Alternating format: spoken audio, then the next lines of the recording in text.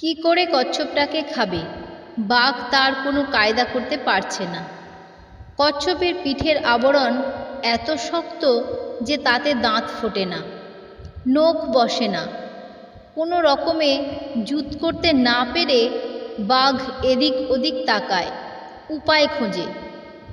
গভীর বনের ধারে গাছগাছালি আর ঝোপঝাড়ে ঘেরা একটি পুকুর। সেই পুকুরে বাস করে এক কচ্ছপ, আর বড় একটি গাছের গোড়ার গর্তে এক শিয়াল। দুজনের মধ্যে ভারী বন্ধুত্ব। একদিনের কথা, তারা সুখ দুঃখের গল্প করছিল। সেই মুহূর্তে আচমকা সেখানে লাফিয়ে পড়ল এক গেছো বাঘ। ক্ষিপ্র গতির ধূর্ত শিয়াল বাউলি মেরে সটকে পড়ল, কিন্তু চাকা লাগানো গোল চাকতির মতো কচ্ছপ তো গড়াতে গড়াতে পুকুরের দিকে যেতেই তার উপর হামলে পড়ে গেছো বাঘ।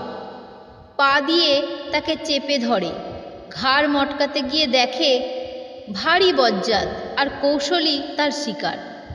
ঘাড় নেই, গলা আছে, তবে শুরুত করে তাকে শরীরের ভেতর লুকিয়ে ফেলে। কি করে কচ্ছপটাকে খাবে? বাঘ তার কোনো কায়দা করতে পারে না। কচ্ছপের পিঠের আবরণ এত শক্ত যে তাতে দাঁত ফোটে না, নখ বসে না। কোনো রকমে জুত করতে না পেরে এদিক ওদিক তাকায় বাঘ, উপায় খোঁজে। শিয়াল তখন আপন ডেরায় নিরাপদ আশ্রয় থেকে মুখ বার করে একটু ফেচকি হাসে। তারপর বলে, মামা, তুমি এক নচ্ছার জীবকে ধরেছ। এ জিনিস খেতে ভালো, একেবারে মুরগির মাংসের স্বাদ পাবে। তবে কিনা ওই খোসা নরম করার কায়দাটা না জানলে শত চেষ্টা করেও জিহবার সুখ নিতে পারবে না। বাঘ বলে, ভাগ্নে, জলদি বল না ছাই, এই জিনিস খাওয়ার কায়দাটি কি? আমার আর তর সইছে না। শিয়াল বলল, ওই জিনিসের খোসা নরম করার একটাই উপায়, ওকে পানিতে ফেলে দাও। খানিকক্ষণ ভিজলে খোসা নরম হয়ে ভেসে উঠবে, তখন টেনে এনে মজা শেখাও। বোকা বাঘ তাই করল।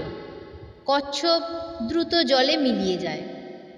শিয়াল বলে, মামা, বসে অপেক্ষা করো, তোমার খাবার তৈরি হয়ে ভেসে উঠবে। শিয়াল বন্ধুকে বাঁচাতে পেরে খুব খুশি। ভিডিওটি আপনাদের কেমন লাগলো কমেন্ট করে জানাবেন।